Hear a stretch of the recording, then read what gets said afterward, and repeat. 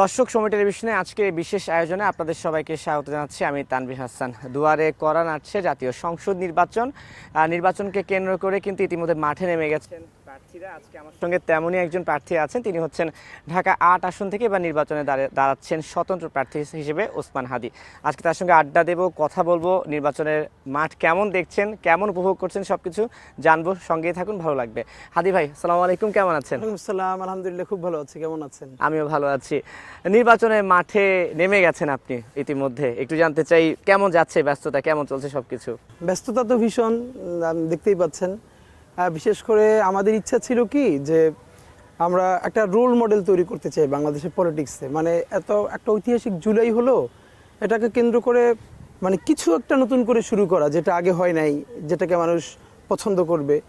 তো আমরা খুব সাহস নিয়ে শুরু করেছিলাম। ভীষণ মানে নিঃসঙ্গ লড়াই ছিল, কিন্তু আলহামদুলিল্লাহ এই নিঃসঙ্গ লড়াইটা এখন এত আল্লাহর সাথে মানুষ জোগাড় করে দিয়েছেন এবং এত আনন্দময় করে দিয়েছেন। ধরেন আমি এবং আমার টিম, আমরা 24 ঘন্টায় মনে হয় কেউ 3-4 ঘন্টার বেশি কখনোই ঘুমাই না গত অনেক দিন ধরে। কিন্তু আমরা প্রচণ্ড মানে আমাদের ফজর থেকে শুরু করি। আপনারা জানেন যে আমরা ফজর ক্যাম্পেইন করি। আমাদের ঢাকা ৮ আসনের যতগুলো মসজিদ আছে, এক এক দিন র্যান্ডমলি এক এক মসজিদে গিয়ে আমরা ফজর পড়ি। তারপরে সেখানে মসজিদের সামনে মুরব্বীদের সাথে, মুসল্লিদের সাথে কথা বলবার চেষ্টা করি।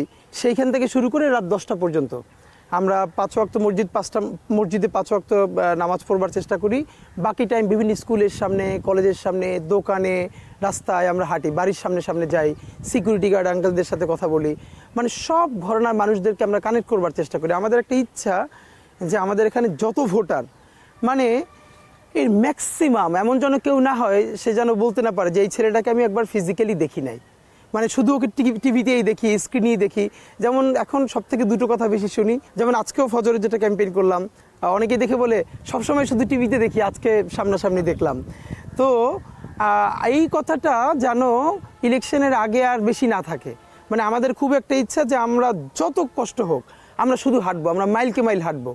এবং ঢাকা ৮-এর এমন কোনো অলিগলি থাকবে না যেখানে আমরা অনেকবার যাই না, এমনটা যেন না হয়। তো এই জন্য আমরা একটা আমাদের মনে হচ্ছে কি, দেখেন এই যে পলিটিক্স, কালচার, এগুলো তো আমরা টুকটাক বই পড়েছি, আশপাশ বুঝবার চেষ্টা করেছি, কিন্তু মানুষকে রাজপথ যা শেখায় এইটা দুনিয়ার হাজারো বইও শেখায় না, হাজারো পুস্তকও শেখাতে পারে না। প্রতিটা দিন রাজপথে মানুষ কিভাবে ইন্টারাক্ট করছে আমাদের সাথে। ধরেন আজকেই বলি, আজকে ফজরের নামাজ পড়ে, ফজরের যে ক্যাম্পেইন ছিল, ক্যাম্পেইন করে আমরা বাংলা মোটরের দিক থেকে যাচ্ছিলাম। তো বাংলা মোটর মোড়ে এক চাচা, উনি সারা রাত কলা রুটি বিক্রি করে আর ডিম সিদ্ধ বিক্রি করে। তো উনি দেখে দৌড়ে এসে আমাকে জড়ায় ধরলো এবং হাতের মুঠোয় একটা টাকা দিল যে এটা আমাকে গিফট হিসাবে। তো আমি নিব না, তারপরও নিলাম। যে মনে করলাম 100 টাকার একটা নোট হবে, না নিলে উনি কষ্ট পেতে পারেন, এই জন্য নিলাম। একটু পরে খুলে দেখি সেটা 1000 টাকার নোট। এখন আপনি চিন্তা করবেন, যিনি সারা রাত জেগে রুটি কলা বিক্রি করেন, তার সারাদিনই কিন্তু 1000 টাকা প্রফিট হয় না। এটা অন্তত ওনার 2 দিনের পুরো প্রফিটটা।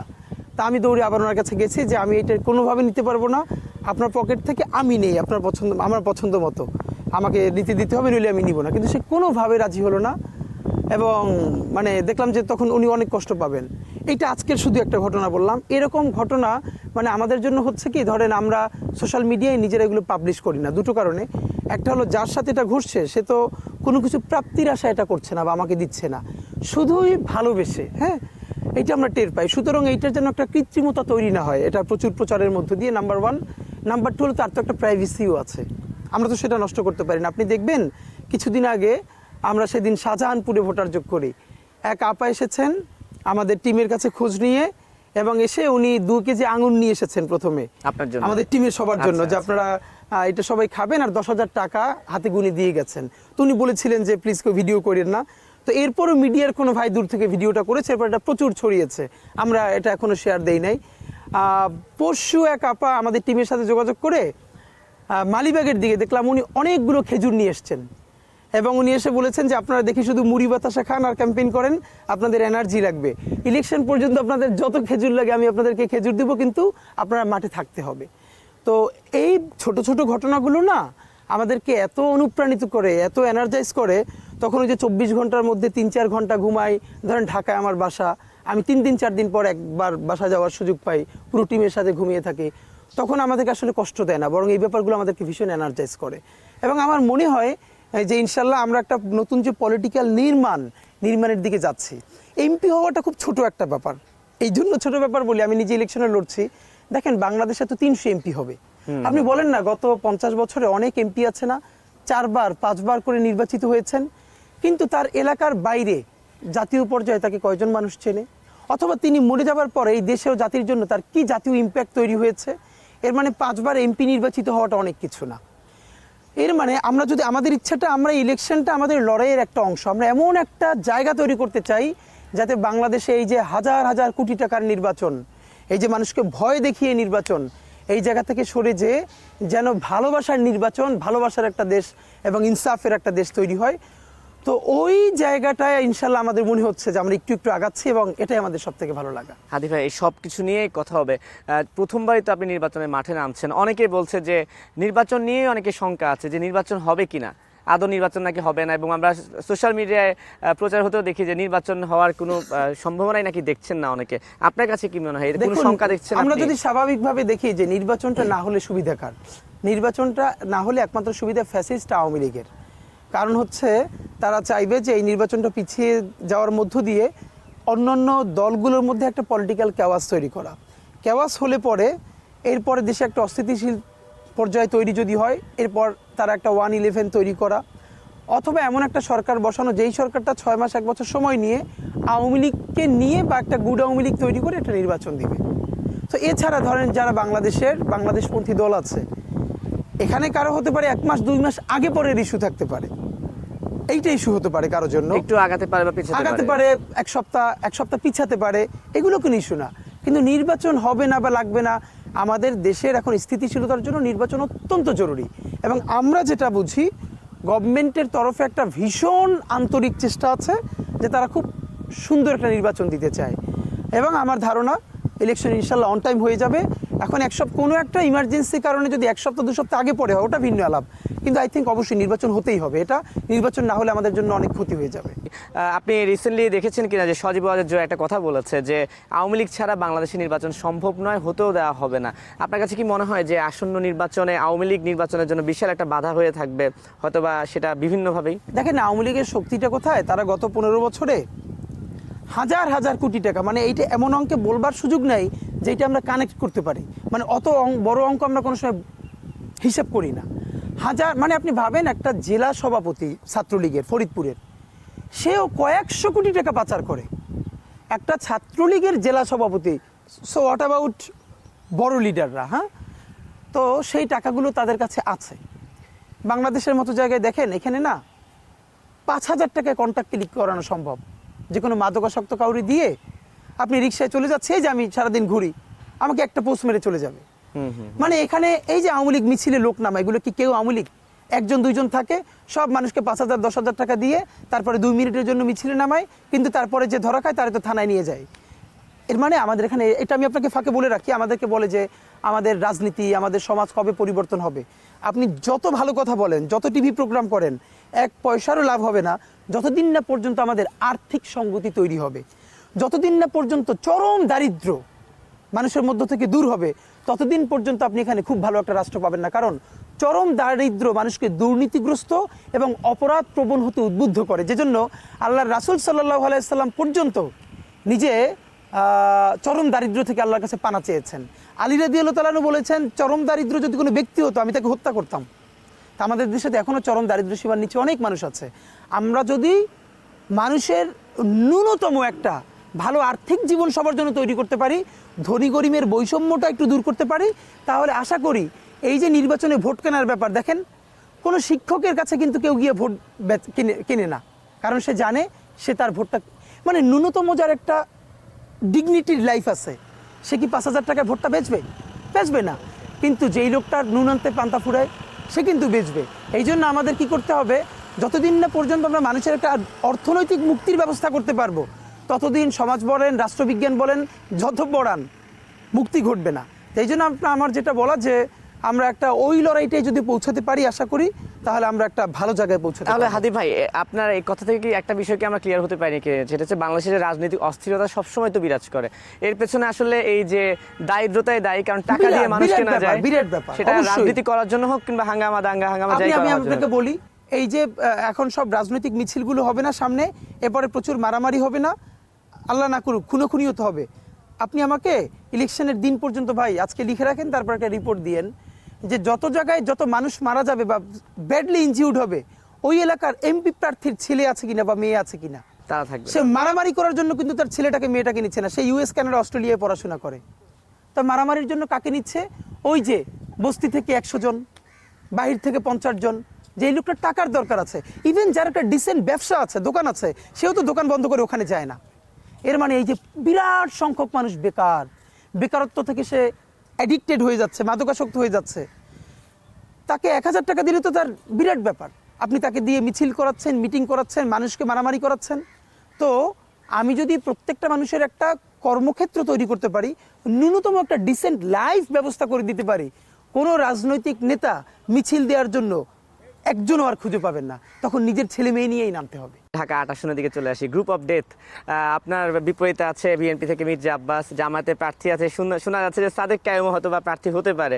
এই যে এত বড় বড় প্রার্থীদের সঙ্গে আপনি মাঠে নামছেন, আপনার আসন নিয়ে এখন আপনার মূল্যায়ন কি, যে এদেরকে আপনি কিভাবে দেখছেন, বা আপনার আসনে আপনি কোনো প্রতিকূলতা পাচ্ছেন কিনা এখন পর্যন্ত? প্রথমত হলো হেভিওয়েট শব্দটা যদি মানুষের ভালোবাসার সাথে কানেক্ট করানো যায়, তাহলে ঢাকা 8-এর এখন সব থেকে হেভিওয়েট প্রার্থী ওসমান হাদি ইনশাআল্লাহ। এটা আমি আপনাকে বলছি না, আপনারা টিম নিয়ে আমরা যখন ক্যাম্পেইনে যাই দূর থেকে দাঁড়াই দেখেন, যদি ভালোবাসায় বলি। এরপরে বাংলাদেশে ইলেকশন অনেক ধরনের মেকানিজম আছে, আপনারা এগুলো জানেন, যাদের হাতে অনেক টাকা, অবৈধ টাকা, সেই টাকা খরচ করে তারা অনেক দামি প্রার্থী দাঁড় করান, সেই দামি প্রার্থীদের মাধ্যমে এজেন্ট দিয়ে ভরে ফেলান কেন্দ্র, তারপরে সব এজেন্টই যেহেতু তারপরে আরও কিছু টাকা পয়সা দিয়ে কেন্দ্র দখল করা, অনেক ধরনের ইলেকশন ইঞ্জিনিয়ারিং আছে, আপনারা জানেন। তো বাংলাদেশে ইলেকশন মানে যে ব্যাপারটা, এটা তো খুবই কমপ্লেক্স। কিন্তু যদি ভালোবাসা বলতে কিছু থাকে, তাহলে ইনশাল্লাহ আমরাই এখন ওই অর্থে সব থেকে বেশি হেভিওয়েট। আর যাদের প্রার্থীর কথা বলছেন, সবার প্রতি সম্মান রেখে বলতে চাই যে এই যে তাদের সাথে লড়ছি, এইটাই তো আনন্দের। মানে আপনি ধরেন, আমাকে অনেকে জিজ্ঞেস করে আব্বাস ভাইয়ের এগেনস্ট ইলেকশন করতেছি, তাই আমি বললাম এই যে আপনারা চিন্তা করেন যে আব্বাস ভাইয়ের সাথে অনেকে ইভেন আমাকে একটা মিডিয়া থেকে, একটা টেলিভিশন আপনারা চিনবেন, উনি আমার খুবই ওয়েল উইশার, ফোন করে বললেন যে ভাই আপনি একটু কাইন্ডলি আপনার যে অবস্থা, আপনি একটা অন্য আসনে সুইচ করলে ইনশাল্লাহ আপনি হয়ে যাবেন, আমরা আপনাকে সংসদে চাই। তা আমি বললাম দেখেন, এই যে অনেক বড় ফিগারের বিপরীতে লড়া যায়, এইটা যে মানুষের মনে আমরা তৈরি করতে পারলাম, এইটাই তো আমার জয়। মানে দুনিয়ার কেউ আনকনটেস্টেড থাকবেন না, এই চিন্তাটা এসেছে কোত্থেকে? হাসিনার বিরুদ্ধে বড় বড় রথী মহারথী লড়াই করে বসে আর সম্ভব না, সে মইরে গেলে তারপর চিন্তা করো বলে সবাই বিদায় নিচ্ছে না? অবশ্যই। বাচ্চারা তাকে ফালাই দিচ্ছে। তো আমাদের জায়গাটা হলো ওই হিসেবটা না এখন আর দুনিয়ায় মিলবে না। এই জন্য হেভি ওয়েট, লেস ওয়েট এই শব্দগুলো আগের জায়গায় আর ব্যবহার করা চলবে না। হয়তো আপনি দেখবেন ইনশাল্লাহ, আমি আপনাকে বলছি, প্রফেসর ইউনূস যেভাবে কমিট করেছেন সুষ্ঠু নির্বাচন, ঈদের আনন্দের মতো, যেখানে ভোট কারচুপি হবে না, কেন্দ্র দখল হবে না, মারামারি হবে না, ইনশাল্লাহ আমরা আমাদের আশা মানে জয়ের ব্যাপারে সর্বোচ্চ আশাবাদী, এবং এটা ইনশাল্লাহ ইতিহাস গড়বো আমরা প্রত্যাশা করছি। এরপরেও যদি আমরা কোনোভাবে কিছু ভোটে হেরে যাই, মনে রাখবেন আমার হারানোর কিছু নাই। কেন? একটা টাকা খরচ ছাড়া জনগণের পয়সায় মাইলকে মাইল হেঁটে হেঁটে জনগণের নির্বাচন করে, যার দল নাই, যার ওই অর্থে কর্মী নাই, জনতাই যার কর্মী, সে যদি আজকে 50,000 ভোট পায়, ইনশাআল্লাহ 5 বছর পরে এই 50,000 ইনশাআল্লাহ 50 লক্ষ হয়ে যাবে, এবং এই রাজনীতিটাই বাংলাদেশের মূলধারার রাজনীতি হয়ে দাঁড়াবে। সুতরাং আমাদের হারানোর কিছু নেই, আমরা জয়ের উপরেই আছি। নির্বাচনে সবাই তো একটা ইশতেহার থাকে যে আমি আমার এলাকার জন্য কি করব, বা একটা প্রতিশ্রুতি থাকে। আপনার পক্ষ থেকে আপনার ঢাকা 8 আসনের জন্য, কিংবা আপনি তো বলেছেন যে আমি সমগ্র বাংলাদেশের জন্য হাদি হতে চাই, আপনার পক্ষ থেকে কি ধরনের? প্রথমত বলি, আমরা আপনারা দেখেছেন বাংলাদেশে আমরা আরো একটা নতুন কাজ শুরু করেছি, যেটা এখন অনেকে অনুকরণ করছে। এইটা আমাদের আনন্দ যে আমাদেরকে দেখে তারা অনুপ্রাণিত হচ্ছে। আমি ঢাকার 9 ওয়ার্ডের অন্তত এখন পর্যন্ত আমরা 9 দিনব্যাপী আমরা বড় বোর্ড নিয়ে গেছি, আচ্ছা, যেখানে সারাদিন আমরা থেকেছি, হ্যাঁ, এবং ভোটার যোগ নামে জনগণ এসে আমাদের সম্বন্ধে যা বলতে চায়, সে কেমন ঢাকা 8 চায়, কেমন নেতা চায়, আমাদের ব্যাপারে তার কি পরামর্শ বা অভিযোগ, তারা লিখে দিচ্ছে। আপনারা দেখবেন আমাদের বিভিন্ন ভিডিও আছে, বিভিন্ন ছবি আছে, প্রত্যেকটা ওয়ার্ডে ওয়ার্ডে এসে লোকজন সারাদিন লিখে দিচ্ছে। আমরা সেই সমস্ত কাগজগুলো নিয়ে এসেছি, একত্র করেছি, আমাদের রিসার্চ টিমকে দিয়েছি। এখন প্রত্যেকটা সেই লেখা থেকে আমাদের ব্যাপারে তাদের পরামর্শ, অভিযোগ, প্রত্যাশা আমরা সর্ট আউট করছি, তারা কি চায়। এই রিসার্চ টিম এই কাজটা শেষ করার পরে আমরা এই সমস্যার সমাধান নিয়ে আবার প্রত্যেকটা ওয়ার্ডে ওয়ার্ডে আবার যাব, বলবো আপনারা এই সমস্যা বলেছিলেন, এই সমাধান আমরা বের করেছি। এরপরে প্রতিটা প্রশ্ন নিয়ে আমি একটা পডকাস্ট করব, আচ্ছা। যে এই সমস্যা বলেছিলেন, এই সমাধান আপনাদের সামনে আমরা প্রস্তাব করতে চাই। তো আমরা কাজ করছি এবং সেটা নিয়ে আমরা চূড়ান্ত ইশতেহার দিব, যেটা আমরা বলে দিচ্ছি জনতাই লিখছে জনতার ইশতেহার। কারণ আমি একটা কপি পেস্ট ইশতেহার লিখে জনগণের উপরে চাপাই দিব, সেটা বোঝেও না, পড়েও না, এর তো কোনো দাম নাই।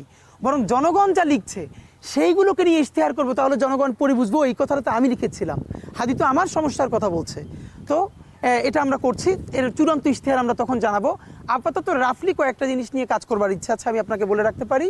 এর একটা হচ্ছে যে আপনারা জানেন যে মূলত তো আমরা প্রধানত তরুণদের মধ্য থেকে উঠে আসা। আপনি বাংলাদেশের যত বিশ্ববিদ্যালয় আছে তরুণদের উপরে যদি একটা গবেষণা করেন, দেখবেন second, third year, final year পরে কেউ জানে না সে অনার্স শেষ করে কী করবে, ভীষণ ডিসঅ্যাপয়েন্টেড। এর কারণ বাংলাদেশে একটাই শুধু জিনিস তৈরি করে রাখা হয়েছে, বিসিএস নিবে প্রতি বছর 2000 থেকে 2200 জন, আবেদন করে প্রায় 5 লাখ, 4 বছর 5 বছর নষ্ট হয়ে যায়। এখন বিসিএস এর প্রতি এই মোহটা কেন? বিসিএস এ নবম ক্যাডারে যুক্ত হলে তার প্রথম বেতন 26 থেকে 27 হাজার, সর্বোচ্চ সে 40 থেকে 45 হাজার টাকা পাবে যদি সে ঘুষ না খায়, হারাম কামাই না করে। অ্যাডমিন ক্যাডার হোক, পুলিশ ক্যাডার হোক, আমি এটাকে 50 হাজার নিলাম, মিটিং টিটিং করে 60 হাজার নিলাম। তো বাংলাদেশে তো এরকম প্রচুর ডিসেন্ট জব, প্রাইভেট জব আছে যারা 1 লাখের উপরে এমনিতেই ভালো স্যালারি পায়। তাহলে এরপরও কেন ওই বিসিএস এর জন্য 5 বছর ধ্বংস করছে, এরপরে ক্যাডার হতে না পেরে সে আত্মহত্যা করছে? কারণ গত 15 বছরের বাংলাদেশে যার পরিবারে একজন পুলিশ ক্যাডার আছে, সে সমস্ত বিপদ আপদ থেকে মুক্ত, তাকে কেউ গুম করবে না, খুন করবে না, ক্রস ফায়ার দিবে না। যদি কারো পরিবারে একজন অ্যাডমিন ক্যাডার থাকে, ট্যাক্স ক্যাডার থাকে, তাহলে তার সাথে এই ব্যাপারগুলো ঘটবে না। একটা জিডি যদি আপনি থানায় করতে যান, আপনার কোনো ক্যাডারে আত্মীয় স্বজন না থাকলে আপনি একটা জিডি পর্যন্ত করতে পারবেন না। সো এবার নতুন লড়াইটা হলো, আপনি যেই দলের হন, এমনকি যদি আওয়ামী লীগেরও সমর্থক হন, আপনার সাথে যদি অন্যায় হয়, আপনি কোনো রাজনৈতিক পরিচয়ে থানায় গিয়ে মামলা করতে পারেন যদি জিডি করতে পারেন। আপনি যদি BCS admin, police, tax, customs হয়ে 1 পয়সা হারাম খেতে না পারেন, আমি লিখে দেই, তাহলে পরবর্তীতে আর বিসিএস এ কেউ পরীক্ষাই দিতে চাবে না। কারণ এত পশ লাইফ তো সে লিড করতে পারবে না। যেই বেতন 45 হাজার টাকা কিন্তু ঘড়িটার দাম তার 90 হাজার টাকা, তার যদি দুদক গিয়ে ধরে এই ঘড়ি পাইছো কই, তাহলে তো সেই ঘড়ি কিনবে না এবং এই লাইফ লিড করবে না। তাহলে তার কি লাগবে? প্রচুর উদ্যোক্তা লাগবে, উদ্যোক্তা হইতে হবে। বাংলাদেশে আজীবন সব সরকার বলে কি, উদ্যোক্তা হও। আপনি গিয়ে 50 হাজার টাকা উদ্যোক্তা হওয়ার জন্য ব্যাংকে আবেদন করে 5 লাখ টাকা লাগবে সেটার জন্য ঘুষ দেওয়া, মানে এত কমপ্লেক্স প্রক্রিয়া, আপনি জীবনে উদ্যোক্তা হইতে পারবেন। আপনি যদি 2 নম্বর প্রক্রিয়া হন, সব অনুমোদন পেয়ে যাবেন, সব অফিসে গিয়ে ঘুষ দেবেন।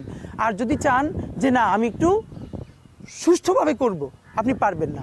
আমার লড়াইটা হলো অন্তত 5,000 তরুণকে, যারা অনার্স পড়ুয়া, ঢাকা বিশ্ববিদ্যালয় থেকে শুরু করে এখানে যত প্রাইভেট বিশ্ববিদ্যালয় আছে, এদেরকে স্কিল বেসড ট্রেনিং করবো। ইতিমধ্যে আমি অন্তত 10টা ইনস্টিটিউটের সাথে কথা বলেছি, তারা বলেছে তারা আমাকে এটা সাপোর্ট করবে।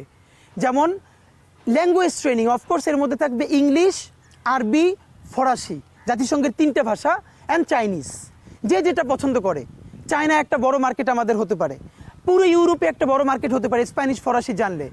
আরবি বাংলাদেশে শুধু ধর্মীয় কারণে তেলাওয়াত শেখানো হয়, কেউ ল্যাঙ্গুয়েজ শেখায় না। অথচ পুরো মিডল ইস্টে আমাদের বিরাট মার্কেট, ল্যাঙ্গুয়েজ জানা না বিধায় কামাই করতে পারে না। আমরা আমি নিজেও যেহেতু 10 বছর ধরে ইংরেজি ভাষা পড়িয়েছি বাংলাদেশের বিভিন্ন বিশ্ববিদ্যালয়ের শিক্ষার্থীদেরকে, আমি নিজে ট্রেনিং করাবো, আমার টিম এবং এই টিমটাকে বড় করে বিভিন্ন ল্যাঙ্গুয়েজ ট্রেনিং তাদেরকে দিব। এর সাথে আইসিটি কেন্দ্রিক অনেকগুলো ভোকেশনাল ট্রেনিং দিয়ে, যাতে অনার্স পড়া অবস্থাতেই সে কী করবে এটার একটা গাইডলাইন পেতে পারে। এবং আমাকে ইতিমধ্যে বাংলাদেশের 10টা ফার্ম আমার এই আলোচনাটা শুনে তারা ইতিমধ্যে যোগাযোগ করেছে, আমি যদি শুরু করি তারা আমাকে বিনামূল্যে এই সাপোর্টটা দিবে, তরুণদেরকে এম্পাওয়ার করব। আর একটা কথা বলে রাখি, ঢাকা আর্টের কোনো প্রান্তে চাঁদাবাজি হবে না, এটা আমি আপনাকে বলে রাখি। সিন্ডিকেটটা তো অনেক বড়, সব আমি বন্ধ করতে পারবো কিনা জানি না, 2টো কাজ পারবো। নাম্বার 1, ঢাকা আর্টের একটা সবজিওয়ালা, ভ্যানওয়ালা কাছ থেকে যদি কেউ চাঁদা তোলে, আমি ওসমান হাদি সেটা শুনলে আমার টিম নিয়ে সেখানে গিয়ে দাঁড়াবো।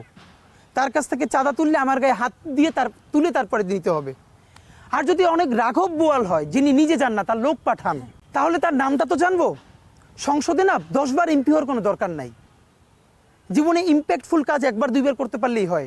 এটা আমি আগেও বলেছি, আবারও বলি, যেই রাঘব বোয়ালরা তাদের ছানাপোনা পাঠিয়ে চাঁদাবাজি করাবেন ঢাকা হাটের মধ্যে, আমি সংসদে দাঁড়াইয়া বিসমিল্লা বইলা প্রত্যেকের নাম প্রকাশ করে দিব। এরপরে যা আছে কপালে আমার হবে, এইটা আমি করবই। নাম্বার 3, পুরো বাংলাদেশের চিকিৎসা ব্যবস্থার হাব হলো শাহবাগ, শুধু ঢাকা হাটের না, পিজি, বারডেম, ঢাকা মেডিকেল, এমনভাবে সিন্ডিকেট করে রাখা হয়েছে। চিকিৎসা তো চিকিৎসা, আপনি মরে গেলে আপনার লাশটা পর্যন্ত নিয়ে অ্যাম্বুলেন্স সিন্ডিকেট করা হবে। আপনাকে চাওয়া হবে 20,000 টাকা, ওই 20,000 টাকার কমে যদি কোনো 15,000 টাকায় যেতে চায় আপনার লাশ সেখানে তুলতে দিবে না। আপনি চিন্তা করেন এমন দেশে আমরা আছি। আমি ইনকিলাব মঞ্চের ভাইদের এবং ঢাকা হাটে আমার তরুণ বন্ধুদেরকে নিয়ে আমরা একটা ভলান্টিয়ারি টিম করব, যাদেরকে আমি মানুষের কাছ থেকে টাকা নিয়ে প্রতিদিন 500-700 টাকা করে তাদেরকে দিব, এই ভলান্টিয়ারি সার্ভিসটা যারা দিবে। কিন্তু কোনো সিন্ডিকেট ব্যবসা এই হসপিটাল জোনে চলবে না। অনেক অসুস্থ মানুষ আসেন, কোন ডিপার্টমেন্টে, তিনি নিউরোলজিতে যাবেন নাকি তিনি হেপাটোলজিতে যাবেন তিনি জানেন না, তারে সাপোর্ট করবার মতো পুরো কাউন্টারে কেউ নাই। আমরা বুথ স্থাপন করব এবং তাকে একদম ওই হসপিটালে ওই টেস্টের জায়গায় নিয়ে যাওয়া, ডায়াগনোসিস সেন্টারে, এইরকম আমরা ছেলে মেয়েদেরকে দিয়ে পার্ট টাইম জবের ব্যবস্থা করব, তাতে ও কিছু সুবিধা পাবে, পার্ট টাইম একটা টিউশনের টাকা পাবে, আর ওই মানুষগুলো মনে করবে আমি হসপিটালে গিয়ে পৌঁছলে আমারে হেল্প করবার কেউ আছে। এখন আমি চাইলে আপনারা অনেক বড় বড় স্বপ্নের কথা শোনাতে পারি, কিন্তু আমাকে খেয়াল করতে হবে আমি যেটুকুন বলি, আমি ওসমান হাদি আবারও বলি, আমি যেটা বলি ইনশাল্লাহ আমি ওইটা করার জন্য বলি, বা যেটা বলি ওইটা করি। আমি এখন পর্যন্ত আমার ক্যাপাসিটিতে যেটা যেটা করতে পারবোই এটুকুন বললাম, বাকি ইনশাল্লাহ আর অনেক কিছু করব। আমি আপনাকে শুধু এটুকুন বলি, যদি আল্লাহ আমাকে এমপি বানায়, বাকি 299 জন এমপি তার ভোটারদের কাছে ইনশাল্লাহ পরবর্তী নির্বাচনে চাপের মুখে পড়বেন ভালো অর্থে, এবং তারা শুনতে বাধ্য হবেন যে এই ছেলেটা এইটা পারলে আপনারা কেন পারলেন না। ইনশাল্লাহ এটা বাংলাদেশের মানুষের ভালোবাসায় এবং তাদের সহযোগিতায় আমরা সবাই মিলে করে দেখাবো ইনশাল্লাহ। হাদি ভাই, সময় শেষ হয়ে আসছে, তবু অনেক প্রশ্ন জমা হয়ে আছে। এই একটা প্রশ্ন করি, ইলেকশনে আসলেই যে আপনি বলছিলেন না যে আমি ভোটারদের দ্বারে যাচ্ছি, ভোটারদেরও তো একটা অভিযোগ আছে যে যখন নির্বাচন আসে তখন আমরা প্রার্থীদের দেখা পাই, নির্বাচন শেষ হয়ে গেলে তো প্রার্থী দেখা আর পাই না। আমি আগেই অনেক বড় কথা বলতে চাই না, আমি শুধু ঢাকা হাটের আমার ভাই বোন, আমার আঙ্কেল আন্টি সবাইরে একটা কথা বলি, জিতি আর হারি আপনারা আপনাদের হাদিকে পাবেন কিনা এটা ইনশাল্লাহ সময় বলে দিবে।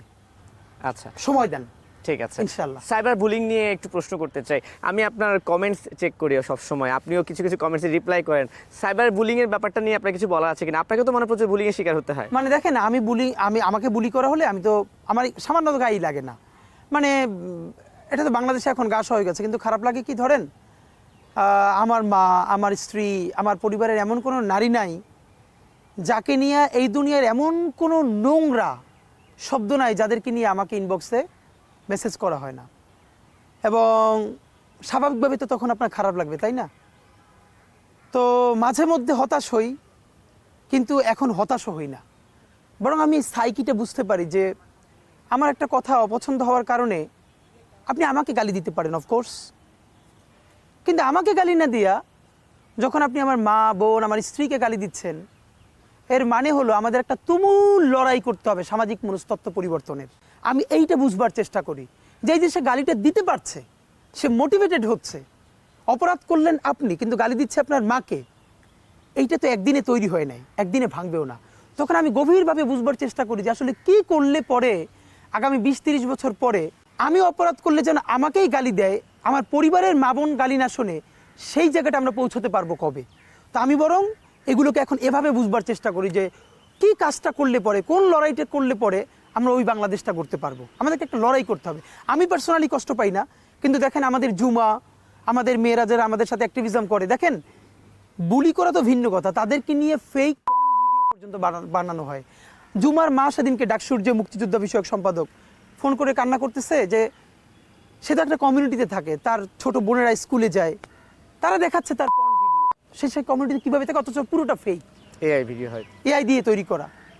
খুব কঠিন লড়াই, খুব। কিন্তু এখানে যে বিষয়টা তুলতে চাই, তাহলে ধরুন আমরা সাইবার সুরক্ষা আইন নিয়ে যেটা হয় কি, যখনই মামলা হয় তখনই আবার বলা হয় যে বাক স্বাধীনতায় হস্তক্ষেপ। এখন গালি দেওয়া মানে কি বাক স্বাধীনতা, বা এটাকে আসলে কন্ট্রোল করা যায় কিভাবে? দেখেন এইটার ব্যাপারে এটা খুবই কঠিন, খুবই কঠিন। আমি আপনাকে অন্তত এটুকুন বলতে চাই, ধরেন একদম নামে আইডি, যে ব্যক্তি পরিচিত তিনিও তো অনেক সময় বুলি করছেন, খারাপ কথা বলছেন, তার ব্যাপারে তো আপনি অ্যাকশন নিতে পারেন।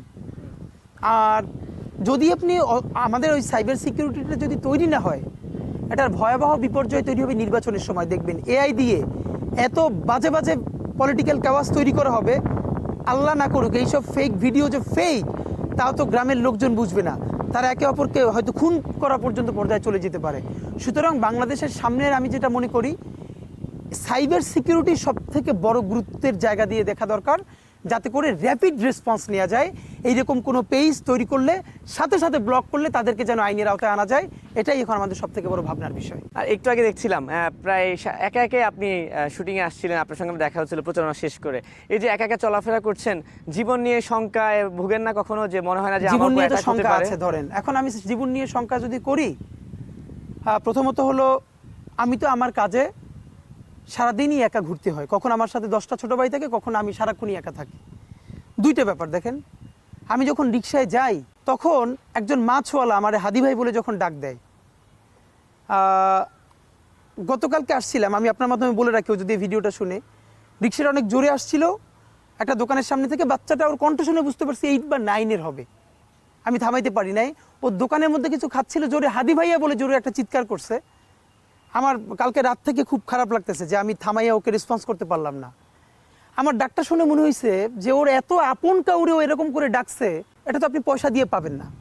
সুতরাং ওই পরিমাণ সুরক্ষার মধ্য দিয়ে গেলে এই যে মানুষের সাথে মানুষের কাছ থেকে লেসন নেওয়া, এটা তো বন্ধ হয়ে যাবে। দেখেন, হায়াত মৌতের মালিক আল্লাহ, ন্যূনতম সিকিউরিটি নিয়ে চলাও হলো সুন্নাহ। কিন্তু আমাদের লড়াইটা হলো, আমার মা স্বাভাবিকভাবেই কান্নাকাটি করেন, আমার পরিবার সবাই, তো আমি আমার মাকে বলেছি যে দেখো, মানে আমরা যে লড়াই নেমেছি, আমার একটা মনে হয় কি, কোনো রাজনীতিবিদের না বাসায় মৃত্যুটা হইতে পারে না, এটা কোনো ভালো মৃত্যু না। যিনি রাজনীতি করেন, যিনি লড়াই করেন, যিনি বিপ্লবী, যিনি সংগ্রামী, তার মৃত্যুটা হবে একটা সংগ্রামের মধ্য দিয়ে, একটা রাজপথে, একটা গ্লোরির মৃত্যু। আমি তো ভীষণভাবে প্রত্যাশা করি, আমি ছোটবেলা থেকে এই স্বপ্নটা দেখি, অনেক জায়গায় বলেছি, যে একটা তুমুল মিছিল হচ্ছে অন্যায়ের বিরুদ্ধে, সেই মিছিলের সামনে আমি আছি, কোনো একটা বুলেট এসে আমার বুকটা হয়তো বিদ্ধ করে দিয়েছে, এবং সেই মিছিলে আমি হাসতে হাসতে আমি শহীদ হয়ে গেছি। এবং সবাই যখন মৃত্যুটাকে ভীষণ ভয় পায়, আমি তখন হাসতে হাসতে আল্লাহর কাছে ভীষণ সন্তুষ্টি নিয়ে পৌঁছতে চাই যে আমি একটা ন্যূনতম ওই জীবনটা লিড করতে পারলাম, যে আমি একটা ইনসাফের হাসি নিয়ে আমি আমার আল্লাহর কাছে পৌঁছতে চাই। সুতরাং আগামী 50 বছর বাঁচলাম, কোনো ইম্প্যাক্ট তৈরি হলো না আমারে দিয়ে, দেশের জন্য, রাষ্ট্রের জন্য, উম্মার জন্য, জাতির জন্য। কিন্তু আমি ধরেন 5 বছর বাঁচলাম, সেটার মধ্য দিয়ে যদি আগামী 50 বছরের ইম্প্যাক্ট তৈরি হয়, তাহলে অনেক দিন বেঁচে থাকায় কি সাফল্যের? বলেন, শহীদ প্রেসিডেন্ট জিয়াউর রহমান কয়টা দিন বেঁচেছেন? কিন্তু ভাবেন, আজকে পর্যন্ত উনি আমার অনুপ্রেরণা। হাঁটতে হাঁটতে আমার পা ফুলে যায়, আমি আমার টিম সেদিনকে ব্যাগের মধ্যে জুতো নিয়ে তারপরে একটা শপিং মলে ঘুরছিলাম, মানে পা ফুলে গেছে, পা জুতোয় ঢুকাতে পারছিলাম না। তো জিয়াউর রহমানের একটা ওনার গল্প মনে পড়ছিল, যিনি মাইলকে মাইল যখন হাঁটতেন, ওনার সাথে স্টাফদের পা ফুলে যেত, কিন্তু ওনার তো আর্মি ট্রেনিং আছে। তখন তাকে বলতো, স্যার আপনার তো আর্মি ট্রেনিং, আমরা তো আর পারি না। এই জন্য ওনাকে মানুষ রাখাল রাজা বলতো। তা আমরাও সারা বাংলাদেশের 56,000 বর্গমাইলে হাঁটতে চাই, আমরা ইনসাফের চাষাবাদ করতে চাই, একটা স্বাধীন সার্বভৌমত্বের সততার বাংলাদেশ তৈরি করতে চাই। আল্লাহ যে কয়দিন হায়াতে রাখবেন, এই লড়াইটা করব। যেদিন নিয়ে যাবেন, আমি স্বপ্ন দেখে যেতে চাই, আমি আমাদের এমন টিম, আমি আমার সন্তানকে রেখে যেতে চাই, আমার মৃত্যুর পরে যেন এই লড়াই বন্ধ না হয়, এই লড়াই যেন বাংলাদেশে কিয়ামত পর্যন্ত জারি থাকে। তরুণদের মধ্যে আপনি খুব জনপ্রিয়, এবং কোনো একটা কারণে আপনার একটা ভিডিও কিন্তু সোশ্যাল মিডিয়াতে খুব ভাইরাল। যখনই কোনো ঝগড়াঝাটি হয়, সেখানে হাদিস সেই ভিডিওটা চলে আসে। এই ভিডিওটা নিয়ে কি আপনি শেষমেশ কিছু বলবেন? না, শেষমেশ এটাই, এটা অনেকবার বলেছি, প্রচণ্ড গণহত্যাকারী জালেম নমরুদ ফেরাউনের বিপরীতে একজন অস্ত্রহীন, কণ্ঠহীন, শক্তিহীন মাজলুমের কি থাকে? শুধু জবান। এর মানে হলো মাজলুমের গালিটাই হলো তার মুক্তির মহাকাব্য। আমি আপনাকে আজকে একটা কথা বলে রাখি, শিক্ষিত মানুষের হাতে গালি নিরাপদ, এই কথাটা মনে রাখবেন। গালি একটা উইপন, শক্তিশালী উইপন, কিন্তু আপনি কার বিরুদ্ধে কখন ব্যবহার করবেন এইটা সবাই জানে না। এই গালিটা সবসময় শিক্ষিত মানুষের হাতে নিরাপদ, কারণ সে জানে কাকে গালি দেওয়া যায়, কাকে গালি দেওয়া যায় না। আমি গণহত্যাকারীদেরকে যেভাবে গালি দিব, এই গালিটা আমি কোনোদিন নিশ্চয়ই যিনি গণহত্যা করে নাই তাকে দিব না। এর মানে গালি আপনার সোসাইটিতে ছিল, আছে, থাকবে, কিন্তু আমাদেরকে জানতে হবে কোন গালি কাকে দেয়া যায় আর কাকে দেয়া যায় না। ওসমান হাদি, আপনাকে অসংখ্য ধন্যবাদ। শেষমেশ আপনার আসনে যারা আছে তাদের উদ্দেশ্যে কিংবা যারা নির্বাচনের জন্য অপেক্ষা করছে, পুরো একটা দেশ এবার নির্বাচনে ভোট দিতে চায়, তাদের উদ্দেশ্যে যদি কিছু বলার থাকে ছোট্ট করে বলে দিতে পারেন। ঢাকা 8-এ আপনাদের কারো ভাই, কারো বন্ধু, কারো সন্তান ওসমান হাদি যে নির্বাচনটা করছে, আমি যেহেতু কোনো দলের না, সুতরাং ওই দলীয় স্ট্রাকচারের কর্মী আমার নাই। আপনারা জনতাই আমার কর্মী, ঢাকা 8-এর ময়দানটাই হলো আমার দল, এবং জনতা যেই হাদিকে তৈরি করছে, আল্লাহ তাআলার অসীম রহমতে ইনশাল্লাহ সেই হাদি আপনাদের সবাইকে নিয়ে ইনশাল্লাহ বাংলাদেশের নতুন রাজনীতি তৈরি করবে। আপনাদের দোয়া চাই, সমর্থন চাই, ভালোবাসা চাই। ঠিক আছে ওসমান হাদি, আপনাকে অসংখ্য ধন্যবাদ। এত ব্যস্ততার মধ্যেও আমাদেরকে সময় দিয়েছেন, ভালো ধন্যবাদ। থাকবেন আপনি। দর্শক, এতক্ষণ কথা বলছিলাম ঢাকা 8 আসন থেকে স্বতন্ত্র প্রার্থী হওয়া ওসমান হাদির সঙ্গে, অনেক কথা বলছি। আশা করি ভালো লেগেছে। যে যেখানে থাকবেন ভালো থাকবেন এবং সময় টেলিভিশনের সঙ্গে থাকবেন।